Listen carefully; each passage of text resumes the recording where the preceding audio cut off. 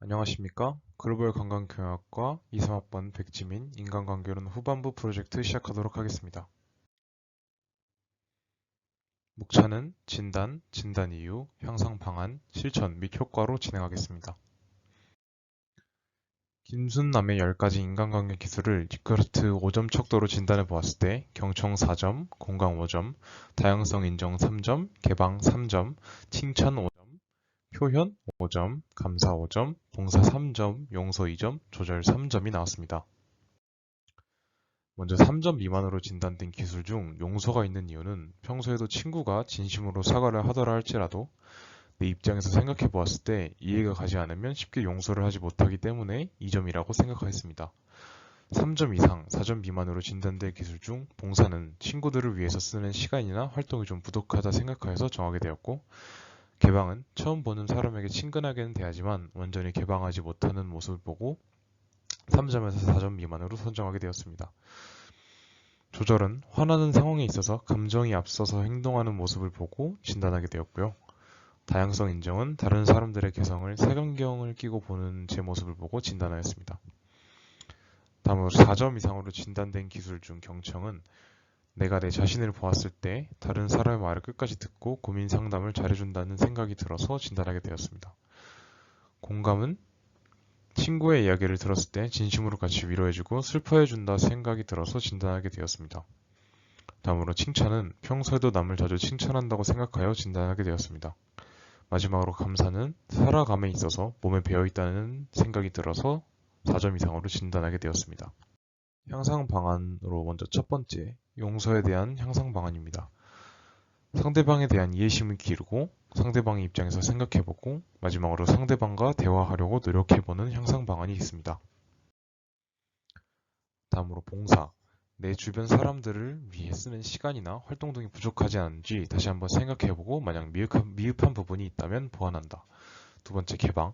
친구들에게 신뢰가 깨는 행동을 한 적이 있는지 생각해보고 나의 감정과 생각을 더욱더 많이 공유하도록 노력한다. 세 번째 조절. 화가 나는 상황이면 내가 진짜 화를 낼 만한 상황인지 다시 한번 생각해보고 말을 한다. 다양성 인정. 상대방의 개성을 존중하기 위해 노력해본다. 다섯 번째 경청. 비교적 경청을 잘하고 있다고 생각하지만 아직 상대방의 말에 이의가 있을 때 반박하는 경향이 있기 때문에 이 점을 개선하기 위해 노력해야 한다고 생각하였습니다. 여섯 번째로 공감. 앞으로도 친구들의 말을 잘 들어주고 공감적 반응을 해주며 수용적으로 말을 하는 향상 방안이 있습니다. 일곱 번째로 칭찬. 꼭 잘한 것만 칭찬하는 것이 아닌 타고난 재능보다 의지를 더욱 칭찬해주며 관계를 지속해 나가는 향상 방안이 있습니다. 여덟 번째로 표현.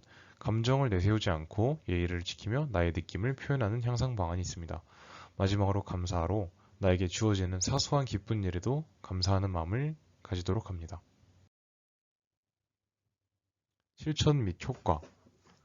용서의 실천 및 효과로 대인관계의 증진과 마음의 여유를 더 찾을 수 있었습니다. 봉사의 실천 및 효과로 내가 미처 신경 쓰지 못했던 친구들을 챙길 수 있었고 타인을 위해 이용하는 시간이 늘어났습니다. 두 번째로 개방. 내가 개방을 할 때마다 다른 사람들도 나에게 더욱 개방을 해주어서 관계가 증진되었습니다. 세 번째로 조절. 화가 나는 상황에서도 나의 마음을 잘 조절할 수 있었으며 실수를 줄일 수 있었습니다. 네 번째 다양성 인정. 상대방을 존중하였을 때 그 상대방 또한 나의 개성을 존중해주기 시작하여서 관계가 잘 이어져 나간 것 같습니다.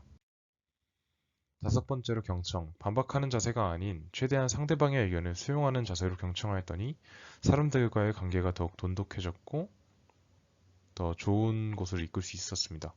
여섯 번째로 공감.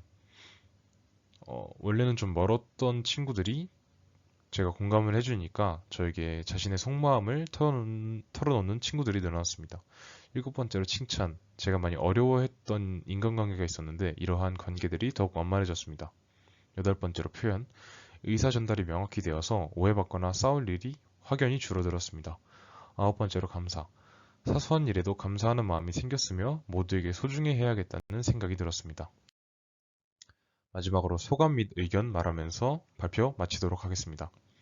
처음 인간관계에 대해서는 굉장히 가볍게 생각하였지만 인간관계론 강의를 들으면서 사람 한 명 한 명과의 인간관계에서도 절대 대충하거나 소홀히 하면 안 된다는 경각심을 느끼게 해주었습니다. 그리고 특히 6주차 때 배운 갈등의 대처 과정을 활용하여서 친구와의 갈등을 해결하는 경험을 하였습니다. 지금까지 발표 들어주셔서 감사합니다.